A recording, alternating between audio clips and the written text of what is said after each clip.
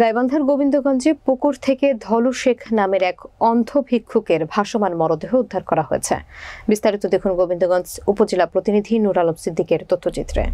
সোমবার দুপুর 2টায় উপজেলার শিবপুর ইউনিয়নের উত্তর সোলাগাড়ি গ্রামের আব্দুল মজিদ ড্রাইভারের পুকুর থেকে পুলিশ মরদেহটি উদ্ধার করে। নিহত ধলু শেখ একই উপজেলার কোচা শহর ইউনিয়নের 6ঘরিয়া গ্রামের ময়নুদ্দিনের শিখের ছেলে। স্থানীয়রা এবং পরিবারের লোকজন জানান, ধলু শেখ পেশায় একজন অন্ধ ভিক্ষুক, চোখেও কম দেখেন। গত 2 দিন ধরে তিনি নিখোঁজ ছিলেন। আজ পুকুরে ভাসমান অবস্থায় লাশ পাওয়ার সংবাদ পেয়ে স্বজনরা এসে তার মরদেহ শনাক্ত করে। তাদের ধারণা, অসাবধানতাবশত পুকুরে পড়ে তার মৃত্যু হতে পারে। গোবিন্দগঞ্জ থানার ভারপ্রাপ্ত কর্মকর্তা বুলবুল ইসলাম বলেন, পুকুর থেকে মরদেহ উদ্ধার করে গাইবান্ধা মর্গে প্রেরণ করা হয়েছে।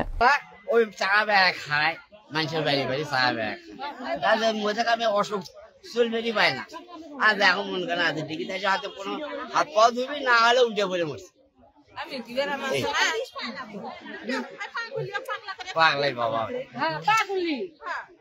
এক সপ্তাহ পাগল।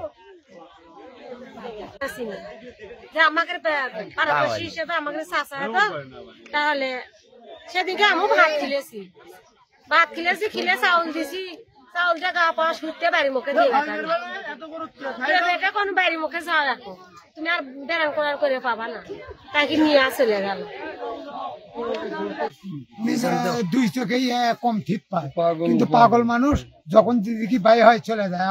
হচ্ছে 2-3 দিন আগে সোনাতলা থেকে ধরে নেশা হয়েছে, নেশা রাখা হয়েছে, আবার 2 দিন এনে বাইরে হয়েছে, আমরা খোঁজ জানি। এর আগে কয়েকদিন সোনাতলা ছিল, ওখান থেকে ধরে নিয়েছে আমার ভাই, আমার শ্বশুর। ধরে নেওয়ার পরে আবার 2-3 দিন ধরে নেয়।